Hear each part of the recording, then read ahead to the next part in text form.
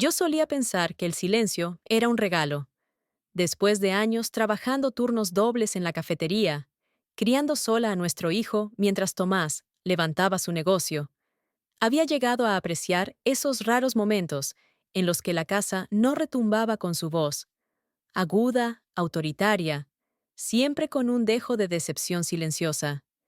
Ese viernes por la mañana, todo estaba inusualmente tranquilo. Tomás había hecho las maletas apurado, murmurando algo sobre la presión de su madre y cómo necesitaba a alguien que realmente se preocupara. Apenas me rozó la mejilla con un beso antes de azotar la puerta principal. Las ruedas de su maleta golpearon los escalones del porche como el disparo de salida de una carrera. Debería haberme sentido aliviada. En vez de eso, me quedé congelada en la cocina, aún con el café en la mano, viendo cómo el vapor subía como el aliento de un animal moribundo. No fue hasta que Mateo entró, con su zorro de peluche deshilachado en brazos y susurrando: «Mamá, tenemos que irnos», que el estómago se me fue al suelo. No sonreía. Me agaché, apartándole el cabello de la frente. «Cariño, ¿qué quieres decir?». Miró por encima del hombro, con los ojos clavados en el pasillo. «Ven», murmuró. «Encontré algo, no te va a gustar». Los niños juegan, imaginan monstruos en los armarios, espadas en los palos de escoba. Pensé que era eso. Tal vez encontró una decoración vieja de Halloween o uno de los cuchillos de caza raros de Tomás. Pero cuando me llevó al garaje y señaló la caja de herramientas roja, el lugar sagrado de Tomás, vacilé. No nos dejaba tocarla. Nunca. Mateo levantó la tapa. Al principio solo vi lo de siempre: destornilladores, pinzas, cinta adhesiva. Pero luego movió la bandeja superior. Debajo había un montón de fotos, impresas, brillantes, dentro de una bolsa plástica, amarradas con bandas elásticas. El corazón me latía en la garganta. Eran fotos mías, dormida, bañándome, una con la espalda vuelta en la cocina, usando solo una bata. Algunas tomadas desde arriba, como si fueran desde la esquina del cuarto. Ahogué un grito. Mateo se sobresaltó. «¿Por qué papá tomó estas fotos?». No tenía respuesta, pero sabía que teníamos que irnos. No en una hora, no mañana, ahora. Tomé la mano de Mateo y corrí. No empaqué nada. Ni siquiera agarré un cepillo de dientes. Metí el celular en el bolsillo trasero, tomé el abrigo de Mateo del perchero del pasillo y abrí la puerta del garaje. No había conducido en semanas. Tomás prefería así. Decía que yo era demasiado ansiosa al volante, que no me concentraba, que era mejor que él hiciera los mandados. Pero mis manos recordaban. Temblaban al girar la llave. El motor del viejo Nissan gimió, como si él también despertara de un largo silencio. «El cinturón, amor», susurré, y Mateo obedeció al instante, su carita pálida y seria bajo la luz de la mañana. Retrocedimos del garaje lentamente, con cuidado. Ni siquiera miré hacia la casa del vecino, aunque me preguntaba: ¿habrán visto algo? ¿Lo sabían? A 2 cuadras de distancia, solté el aliento por primera vez. Aún podía oler el plástico de la bolsa que guardaba esas fotos. Aún escuchaba el clic del obturador de la cámara de Tomás, aunque nunca lo había oído antes. «¿A dónde vamos, mamá?». Su voz era pequeña, demasiado pequeña para un niño de 6 años. «No lo sé aún», respondí con sinceridad.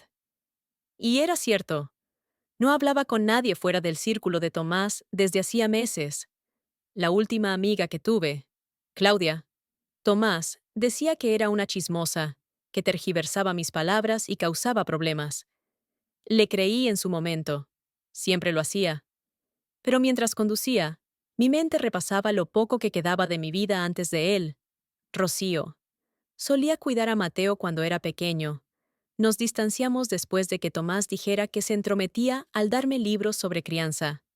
No hablaba con ella desde hacía casi 3 años, pero vivía a 1 hora de distancia y recordaba el nombre de su calle. Tomé la autopista con las manos temblando. Apagué mi celular. Luego el de Mateo. Solo por ahora, ¿sí? Después los encendemos. Él asintió. Conducimos en silencio. A mitad de camino, paré en una gasolinera y pagué en efectivo. Me vi en el espejo del baño y casi no reconocí a la mujer que me devolvía la mirada. Ojeras profundas, labios partidos. ¿Cuándo dejé de cuidarme? ¿Cuándo empecé a susurrar en mi propia casa? Recordé la primera vez que Tomás me gritó. No fue lo más fuerte, pero sí lo más frío. Mateo había derramado jugo de naranja en la alfombra. Yo corrí a limpiar, disculpándome como si hubiera sido mi culpa. Tomás se quedó inmóvil un minuto entero, y luego me dijo con los ojos entrecerrados: «No es por el desastre, es porque no le enseñaste bien». Esa frase se me clavó como un anzuelo en el pecho. Llegamos al barrio de Rocío, cerca del mediodía.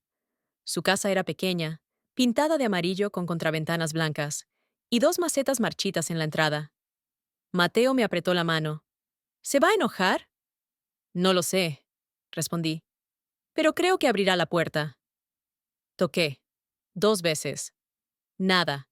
El corazón me retumbaba en el pecho. Toqué otra vez, más fuerte esta vez. Entonces oí el clic de la cerradura. La puerta se entreabrió. Rocío me miró por la rendija. Más mayor, con el cabello más corto, pero con la misma mirada. Intenté hablar, pero no me salió la voz. Miró a Mateo, luego a mí, y sin decir nada, abrió la puerta de par en par. No preguntó nada de inmediato, solo me abrazó, fuerte, como si algo hubiera estado retenido en su pecho por años y por fin se soltara.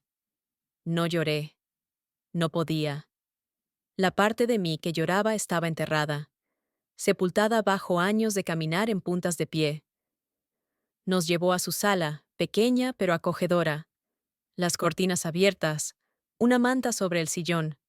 El aire olía a canela y lavanda. Era la primera vez que respiraba sin tensión desde que Tomás se había ido esa mañana. Mateo se sentó a mi lado, con su zorro en brazos, mirando todo como si no creyera que fuera real. Rocío le trajo un vaso de jugo de manzana y unas galletitas. ¿Quieres hablar?, preguntó finalmente Rocío. Negué con la cabeza. Todavía no. Nos quedamos en silencio un buen rato, escuchando el tic-tac del viejo reloj sobre la repisa. Finalmente le conté todo. No solo lo de la caja de herramientas, sino los años que nos llevaron hasta ese punto. Cómo Tomás me hacía sentir pequeña, y luego me culpaba por sentirme así.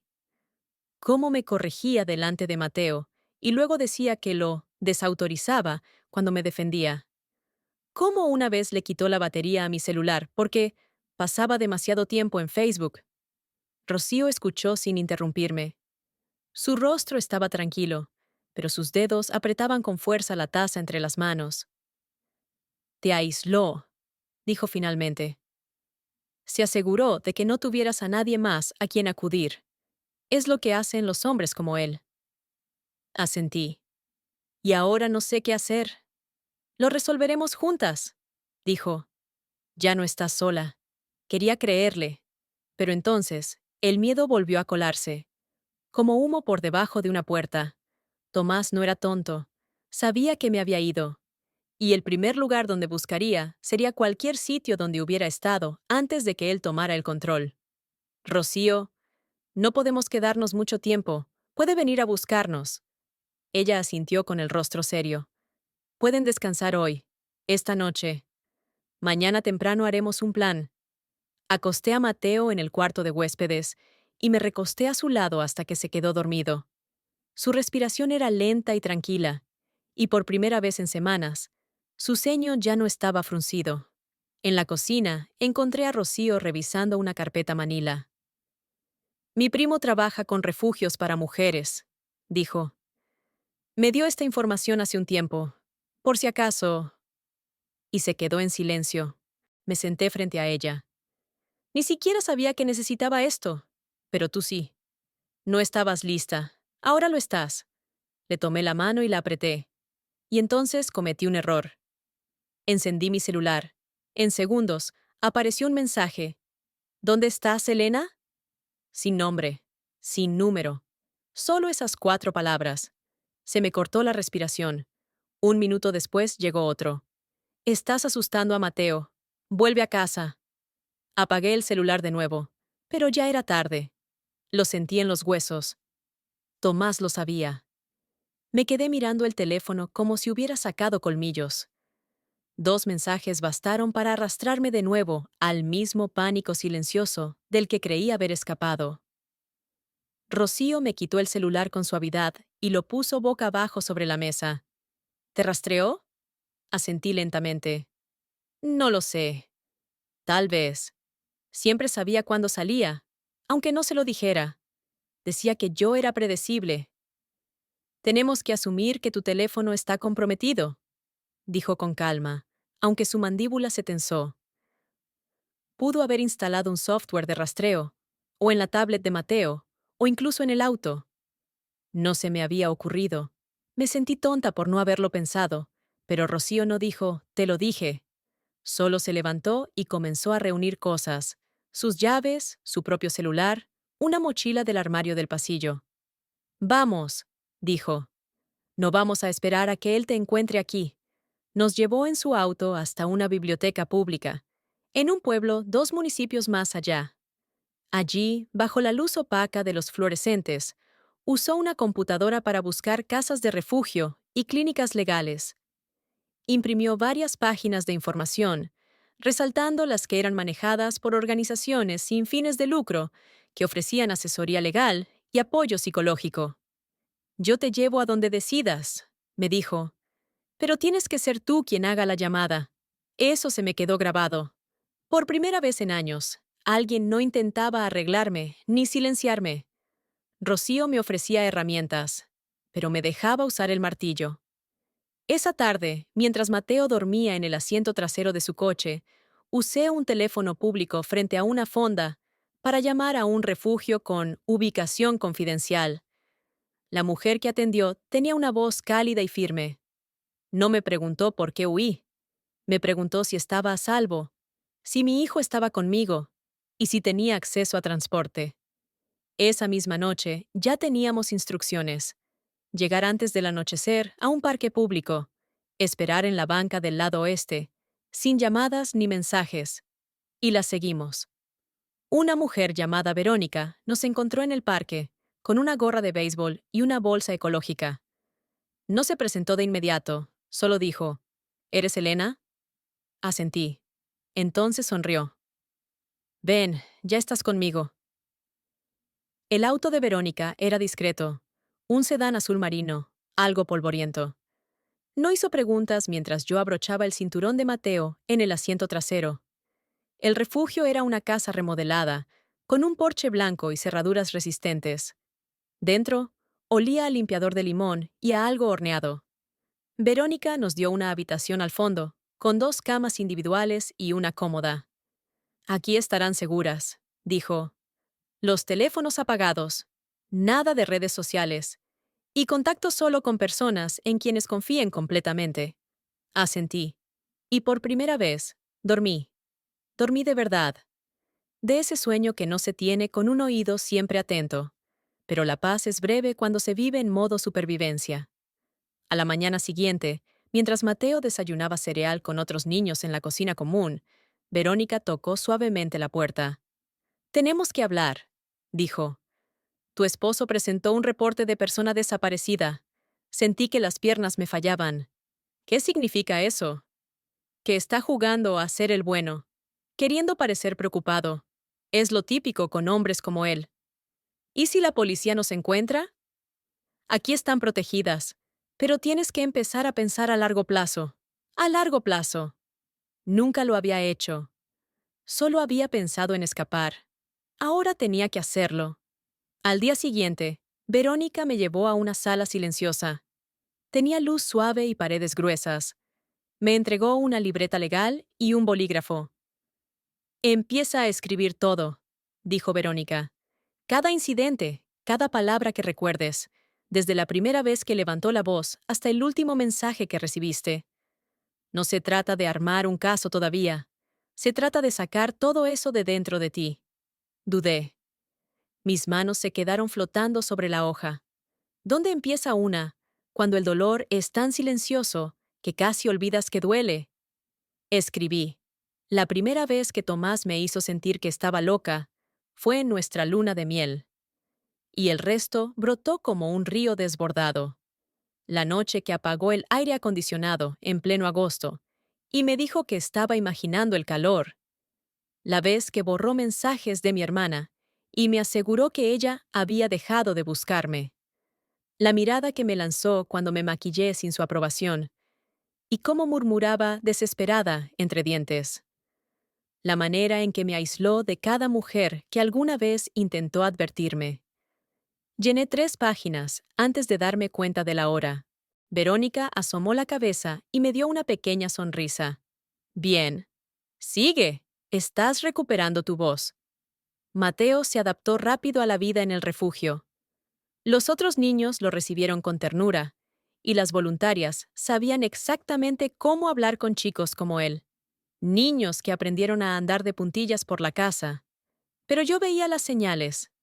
Se sobresaltaba con los ruidos fuertes. Pedía permiso para hablar. Dormía con la luz encendida. Una noche encontré un dibujo en crayón entre sus sábanas. Era nuestra antigua casa, pero todas las ventanas estaban negras, y en una esquina, una figura de palitos me mostraba detrás de una puerta. Mateo se había dibujado afuera, tomándome de la mano, con una gran flecha que decía, «Seguro». Lo abracé contra mi pecho y lloré. Lloré de verdad. Por fin solté las lágrimas que me había tragado durante años. Más adelante, esa semana, Verónica coordinó una reunión con una abogada de ayuda legal llamada Carla. Era directa, segura de sí, y usaba gafas de lectura que golpeaba suavemente contra su barbilla mientras pensaba. «He visto a muchos como tu esposo», dijo. «Se hacen pasar por ciudadanos ejemplares. Usan el encanto como arma. Presentar un reporte de persona desaparecida no es preocupación, es control. Si nos demoramos, puede tergiversarlo y acusarte de abandono en el juzgado familiar». ¿Juzgado familiar? La frase me heló por dentro. Podría pedir custodia de emergencia, decir que estás inestable, que huiste con tu hijo, que teme por la seguridad de Mateo. Él nunca se preocupó así por Mateo. Susurré. Carla se inclinó hacia mí. Eso no le impedirá fingir que sí. Solo necesita un juez que no conozca la verdad. Así que empezamos a documentar.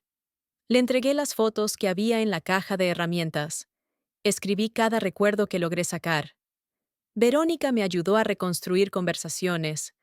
Momentos en que Tomás me humilló en público, me hizo sentir invisible, o manipuló a Mateo para que me tuviera miedo. Empezamos a armar un caso. Verónica también me ayudó a solicitar una orden de restricción de emergencia. Aún no sabíamos si la aprobarían. El juez tenía que revisar el expediente. Le pregunté, «¿Qué pasa si él nos encuentra antes?» Su expresión se oscureció. «Ha habido mujeres que desaparecieron antes de que los papeles estuvieran listos», dijo. «Pero tú eres más lista que eso. Y esta vez no estás sola. Esa noche no dormí. Solo abracé a Mateo y escuché el zumbido tenue de la luz del pasillo. En algún lugar, Tomás preparaba su siguiente jugada. Y yo también. Pasaron 3 días antes de que recibimos la llamada. Verónica tocó la puerta suavemente y me entregó un sobre. Mis dedos temblaban mientras lo abría. Dentro había un documento de una sola página con el sello del juzgado. La orden de protección de emergencia había sido concedida. Durante los siguientes 30 días, Tomás tenía prohibido legalmente contactarnos a mí o a Mateo. Miré ese papel como si fuera un milagro. No era definitivo y no impedía que él nos encontrara si realmente lo intentaba, pero era algo. Era la primera palabra oficial, no solo de una amiga o consejera, sino de un sistema que por fin me creía. Llevé el documento a Carla esa misma tarde. Lo revisó en silencio y asintió. Bien, ahora hay que mantener el impulso. Discutimos los siguientes pasos legales. Pedir la custodia completa, solicitar una orden de alejamiento a largo plazo y preparar la documentación para cuando Tomás hiciera su siguiente movimiento. Porque lo haría. Carla lo sabía. Verónica también. Y, en el fondo, yo también.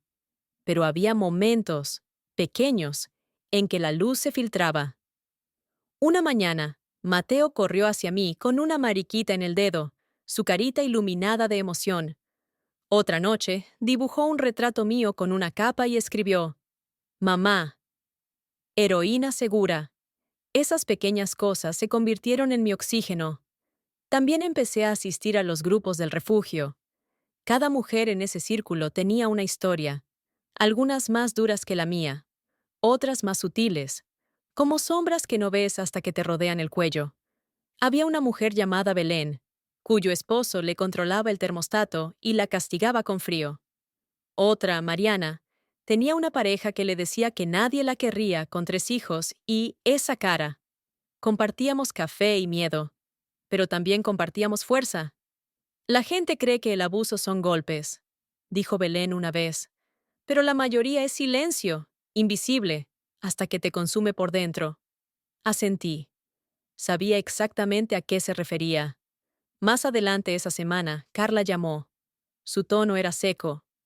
Ya presentó la demanda. La boca se me secó. ¿Para qué? Custodia de emergencia temporal. Está alegando que estás mentalmente inestable, que secuestraste a Mateo, que teme por su seguridad. La audiencia es el viernes. Eso nos daba 3 días. ¿Y si le creen? Pregunté. Podrían. Él no tiene antecedentes. Y tú no tienes pruebas físicas más allá de las fotos. Además, el juez asignado es conocido por favorecer la crianza compartida, incluso en casos de alto conflicto. Me dejé caer sobre la cama. Todo en la habitación empezó a girar. ¿Qué podemos hacer? Luchar. Prepararnos. Voy a presentar una respuesta, adjuntando las fotos y tu declaración escrita. Pediremos una audiencia presencial. Y tú testificarás. Le contarás al juez todo. Se me revolvió el estómago. No había visto a Tomás cara a cara desde la mañana en que se fue. ¿Tengo que estar en la misma sala que él? Sí, pero no estará sola. Verónica me acompañó al ensayo de audiencia que Carla organizó esa misma noche. Me enseñaron cómo hablar, dónde mirar, cómo responder sin congelarme. Y justo antes de terminar, Carla me dijo algo que no esperaba. Elena, sé que esto da miedo, pero quiero que entiendas algo con absoluta claridad. Se inclinó hacia mí. Él ya no tiene el control. Por eso está haciendo esto, porque sabe que se le está escapando. Respiré hondo. Y por primera vez desde que comenzó esta pesadilla, no solo estaba sobreviviendo, me estaba preparando para luchar. El juzgado era más frío de lo que imaginaba. No por la temperatura, sino por el ambiente.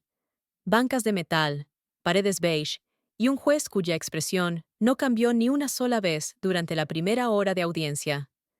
Tomás vestía un traje gris oscuro, impecable. Su corbata era sencilla, sus zapatos lustrados. A su lado, su abogada, una mujer de cabello brillante y una pila de carpetas tan gruesa que me hizo un nudo en el estómago. Cuando me vio entrar, no se inmutó. Sonrió apenas, como disculpándose, como si estuviéramos por hablar de un malentendido menor, tomándonos un café. Aparté la mirada. Carla me tocó suavemente el antebrazo y susurró: Mantente firme. No dejes que su actuación te desestabilice. El juez llamó al orden y le dio la palabra a la abogada de Tomás.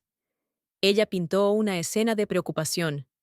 Tomás, el padre devoto, sorprendido cuando su esposa, sin empleo, sin ingresos conocidos y con antecedentes de inestabilidad emocional, desapareció con su hijo. Habló del impacto en la educación de Mateo, del trauma de haber sido separado de su familia y de la urgencia de restaurar la estabilidad. Estabilidad. La palabra resonó en mis huesos como una amenaza. Luego fue el turno de Carla. Se movió con calma, con precisión. Presentó la orden de restricción. Entregó las fotos ocultas que Tomás había tomado, imágenes de mí, vulnerable e indefensa. Leyó fragmentos de mi declaración, y entonces el juez me miró. Señora Langston, puede hablar. Las rodillas me temblaban al ponerme de pie. No miré a Tomás. No podía. No estoy mentalmente inestable. Comencé, con la voz temblorosa. Me fui porque tenía miedo. No solo por mí, sino por mi hijo. Tomás. Él nunca me golpeó. Eso es cierto. Pero me lastimó todos los días. Y continué. Hablé de las fotos, del gaslighting, del control, de cómo me fui borrando hasta que ya no recordaba el sonido de mi propia risa. Vi algo cambiar en los ojos del juez, pero su rostro siguió siendo una máscara. Finalmente, Tomás habló.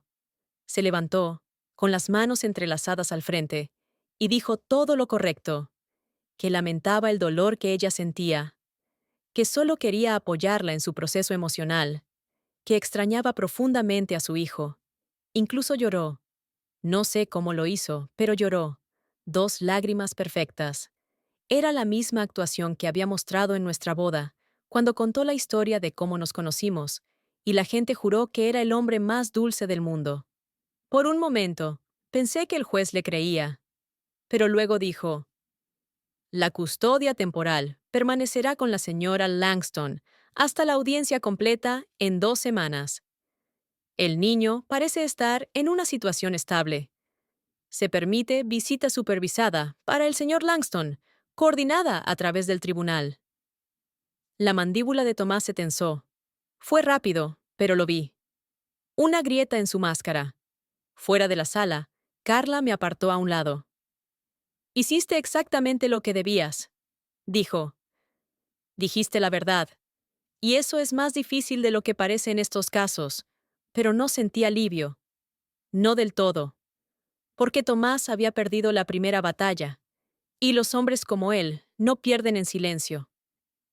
Esa noche, de regreso en el refugio, arropé a Mateo y me quedé un momento a su lado. Se veía en paz, como si el ruido del día no lo hubiera tocado, pero yo sabía la verdad. Le besé la frente y susurré: pase lo que pase, vamos a estar bien. No estaba segura de creerlo, pero necesitaba que él sí lo creyera, porque Tomás seguía allá afuera, y algo me decía que aún no había terminado. La primera visita supervisada se programó 3 días después de la audiencia. Sería en un centro familiar neutral, administrado por servicios sociales, con un trabajador presente en todo momento. La sala estaba pintada de amarillo pálido, con muebles plásticos y un gran espejo unidireccional para observar las interacciones. Mateo se aferró a mí cuando llegamos. Me agaché y le alisé el cabello. No tienes que abrazarlo, ni hablar si no quieres, le dije. Solo sé tú mismo. Yo estaré esperando cuando termine. Él asintió, con los labios apretados, como si tratara de tragar algo muy grande. Tomás llegó 10 minutos tarde. No tanto como para ser sancionado, pero lo suficiente para enviar un mensaje. Sonrió en cuanto vio a Mateo. Ahí está mi campeón, dijo, con los brazos abiertos. Te extrañé muchísimo, hijo. Mateo no se movió. Miró al suelo. La sonrisa de Tomás titubeó un instante, pero volvió. Forzada, pero presente. La sesión duró exactamente 45 minutos. Observé desde la distancia.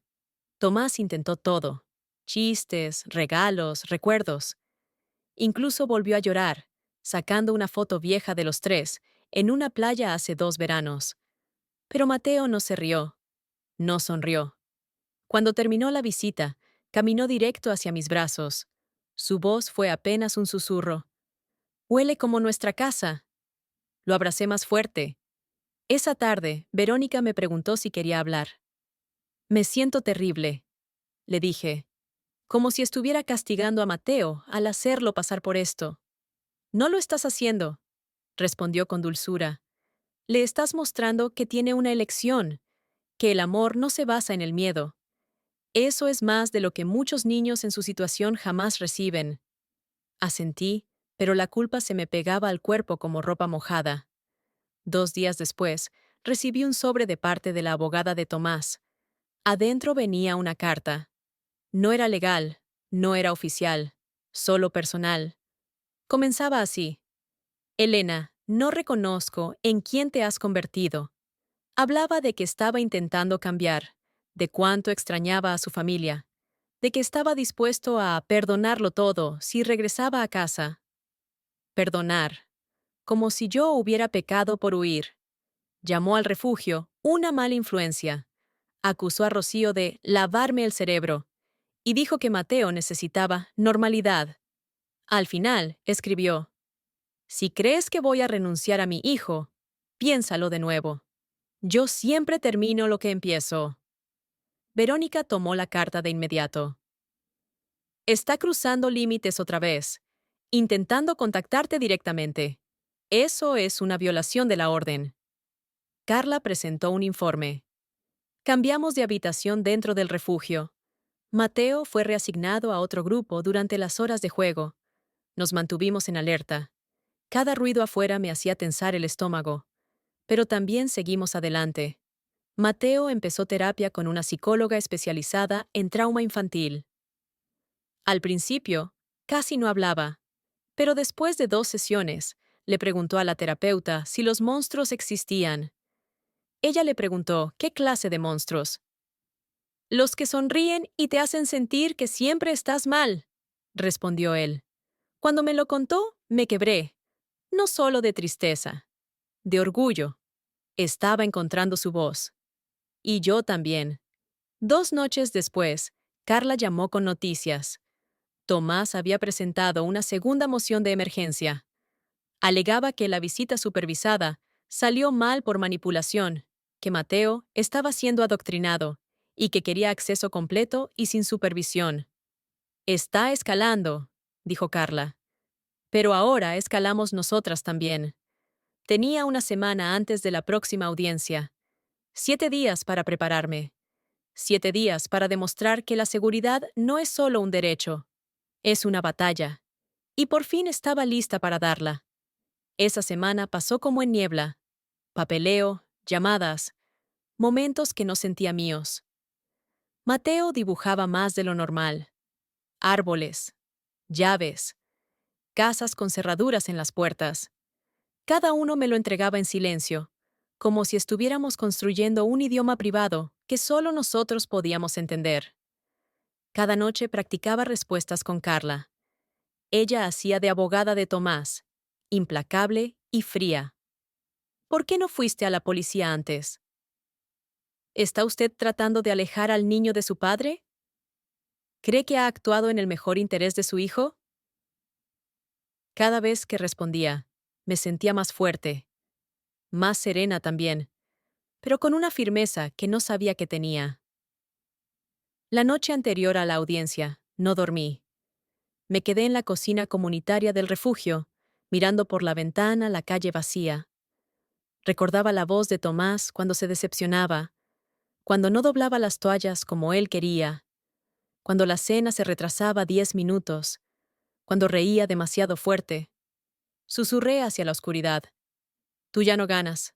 No esta vez. Nunca más. El juzgado era más pequeño esta vez, más íntimo. Las paredes aún olían a polvo y papeles fríos. Tomás ya estaba sentado cuando llegué, su abogada murmurándole algo al oído. No me miró, no sonrió. Tal vez ya lo sabía. Carla se inclinó y me dijo: Solo tienes que decir la verdad. Ya hiciste lo más difícil, irte. El juez entró. Comenzó la sesión. La abogada de Tomás abrió con un discurso sobre los derechos del padre, sobre un niño que necesita una figura paterna, sobre estabilidad, estructura y redención. Pero esta vez, Tomás no lloró. Solo guardó silencio. Un silencio calculado, ensayado. Entonces fue mi turno. Me puse de pie. El juzgado desapareció. Hoy no estoy aquí porque quiera hacerle daño a nadie, comencé. Estoy aquí porque mi hijo merece crecer sin miedo. Describí la caja de herramientas, las fotos, la crueldad silenciosa, las formas en que Tomás me fue haciendo sentir como si desapareciera, poco a poco, hasta que mi hijo fue lo único que me mantenía anclada a la realidad. Leí una cita de la terapeuta de Mateo, presentada por escrito. Mateo muestra respuestas clásicas al trauma, consistentes con angustia emocional prolongada y control coercitivo dentro del hogar. Cuando volví a sentarme, Carla apretó mi mano una vez. El juez hizo una pausa de 40 minutos. Esperamos en el pasillo, caminando de un lado al otro. Verónica también había venido, de pie a una distancia prudente, con los brazos cruzados como si me sostuviera desde lejos. Entonces volvió el alguacil. Reingresamos a la sala. La decisión del juez fue breve, pero su voz firme. La custodia permanecerá con la señora Langston. El señor Langston no podrá tener contacto hasta nueva evaluación por parte de profesionales psicológicos designados por el tribunal. Se concede una orden de alejamiento a largo plazo. No lloré. No de inmediato. Pero al salir del juzgado y ver a Mateo esperando por mí junto a Verónica, con sus bracitos rodeando mi cintura, solté el aire como si no hubiera respirado en años. Semanas después, nos mudamos a un pequeño alquiler con postigos azules y vista a una calle tranquila. Empecé a trabajar medio tiempo en el centro comunitario. Mateo comenzó la escuela. En su primer día, llevaba puesta una capa y se hacía llamar Niño Valiente. Yo sonreí y le dije, «Lo eres», y lo creí, porque yo también lo era.